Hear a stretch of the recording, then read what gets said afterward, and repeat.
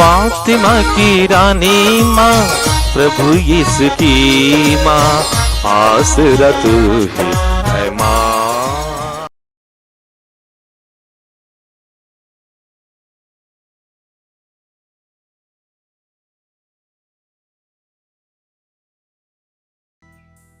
पहला पाठ इब्रानियों के नाम संत पौलुस का पत्र, अध्याय 7, पद संख्याएं 1 से 3 और 15 से 17 तक।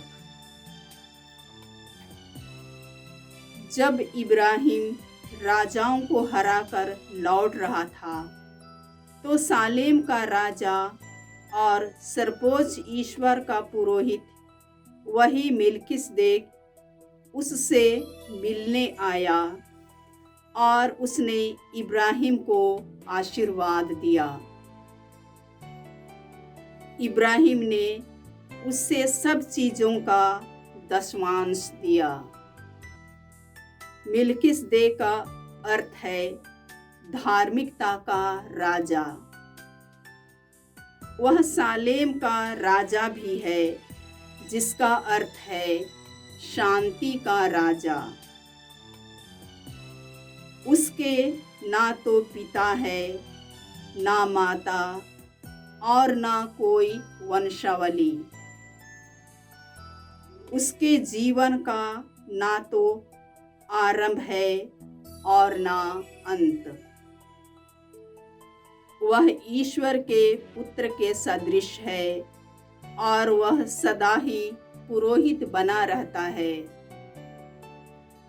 यह सब और भी स्पष्ट हो जाता है यदि हम इस पर विचार करें, तो एक अन्य पुरोहित प्रकट हुआ जो मेल्किसदेक के सदृश है, जो वंश परंपरा पर आधारित किसी नियम के अनुसार नहीं, बल्कि अविनाशी जीवन के सामर्थ्य से पुरोहित बन गया है। उसी के विषय में धर्म ग्रंथ यह साक्ष्य देता है, तुम मेल्किसदेक की तरह सदा ही पुरोहित बने रहोगे। प्रभु की वाणी। ईश्वर को धन्यवाद। भजन अनुवाक्य। तुम मेल्किसदेक की तरह सदा ही पुरोहित बने रहोगे। तुम मेल्किसदेक की तरह सदा ही पुरोहित बने रहोगे। ईश्वर ने मेरे प्रभु से कहा, तुम मेरे दाहिने बैठ जाओ, मैं तुम्हारे शत्रुओं को तुम्हारे पैरों तले डालूंगा। अनुवाक्य।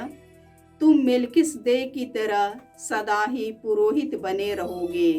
तुम मेल्किसदेक की तरह सदा ही पुरोहित बने रहोगे। ईश्वर तुम्हें सियोन में महान राज्याधिकार प्रदान करेगा। तुम अपने शत्रुओं पर शासन करोगे। अनुवाक्य।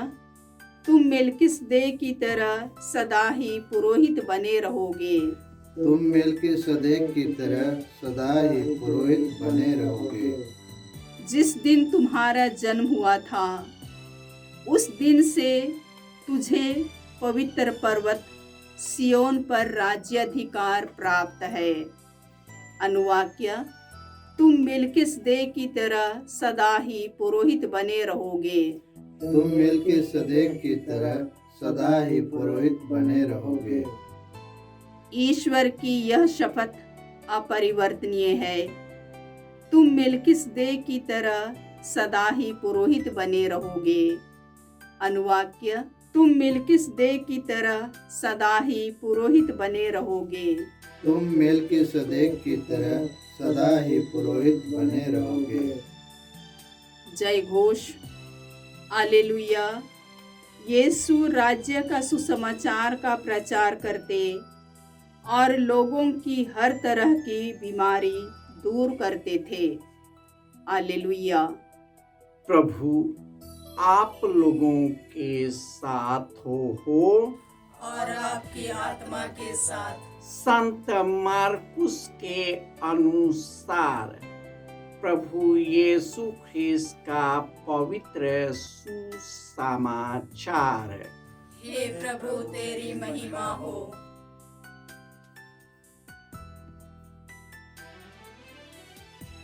अध्याय 3 पद संख्याएं 1 से 6। किसी दूसरे अवसर पर यीशु ने सभागृह में प्रवेश किया। वहाँ एक मनुष्य था जिसका हाथ सूख गया था। वे इस बात की ताक में थे कि यीशु कहीं विश्राम के दिन उसे चंगा करे और हम उन पर दोष लगाएं। यीशु ने सूखे हाथ वाले से कहा, बीच में खड़े हो जाओ। तब यीशु ने उनसे पूछा, विश्राम के दिन भलाई करना उचित है या बुराई, जान बचाना या मार डालना? वे मौन रहे। उनके हृदय की कठोरता देखकर यीशु को दुख हुआ और वह उन पर क्रोध भरी दृष्टि दौड़ाकर उस मनुष्य से बोले, अपना हाथ बढ़ाओ। उसने ऐसा ही किया और उसका हाथ चंगा हो गया। इस पर फरीसी बाहर निकलकर तुरंत हेरोदियों के साथ यीशु के विरुद्ध परामर्श करने लगे कि हम किस तरह उनका सर्वनाश करें।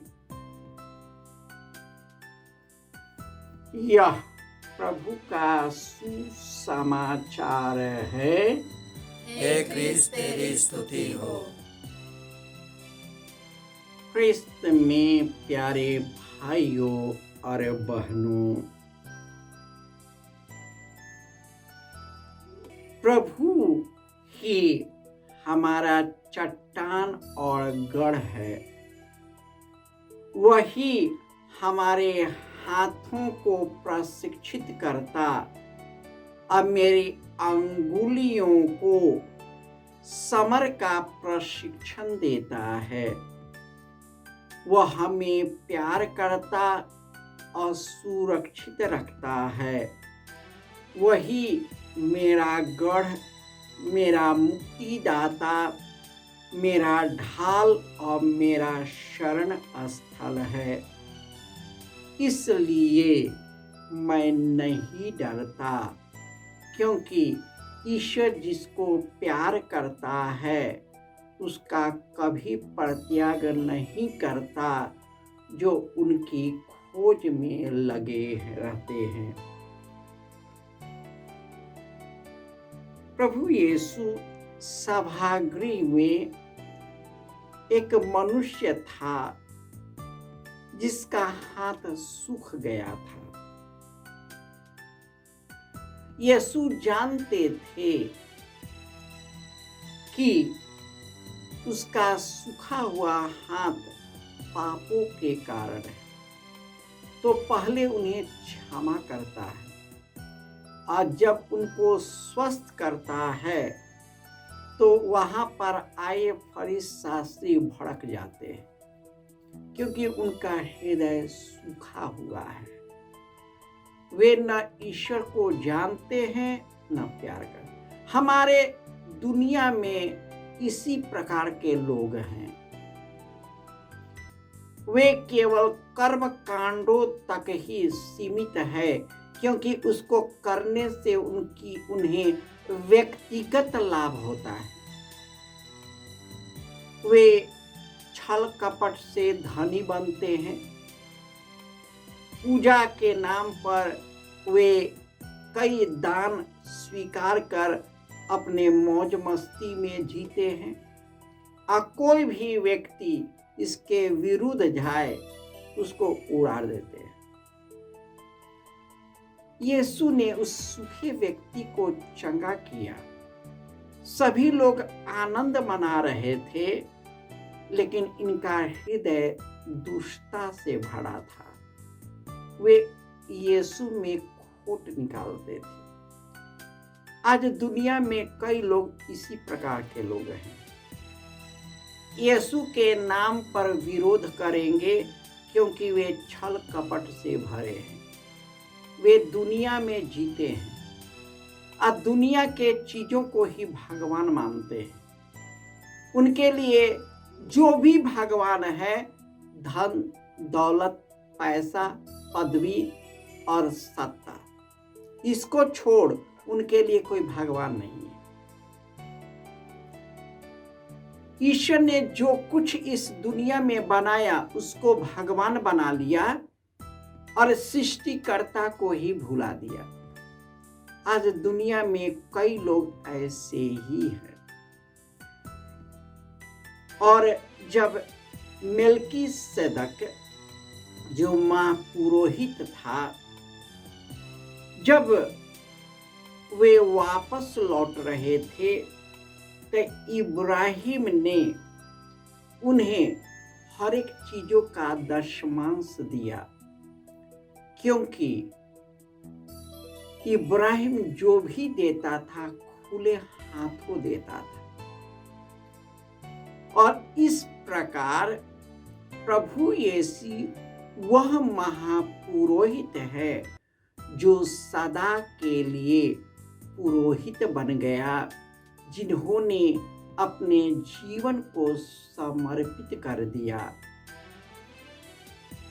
प्रभु यीशु केवल शारीरिक चंगाई के लिए नहीं आए थे, संपूर्ण जीवन प्रदान करने, स्वर्गीय सुखों से भरने, स्वर्गीय आनंद से भरने, पवित्र आत्मा की शक्ति को प्रदान करने, ताकि ईश्वर को पहचान सके, उनके जीवन को अपना सके, और उसके द्वारा जो कृपा दान हमें मिलता है उसी के द्वारा हम अपने मन, हृदय और तन को शुद्ध रखें और सेवा कार्य के द्वारा ईश्वर की सेवा कर सके। इतना ही करना है। पवित्र निष्कलंक बनाए रखना है। यीशु के द्वारा आए गए कृपा दानों के द्वारा एक दूसरे की सेवा में समर्पित करना और सब कुछ उसी पर समर्पित करते हुए उनके साथ हाथ में हाथ मिलाते हुए जो ईश्वर ने हमें करने की शक्ति दी है उसको करते रहे।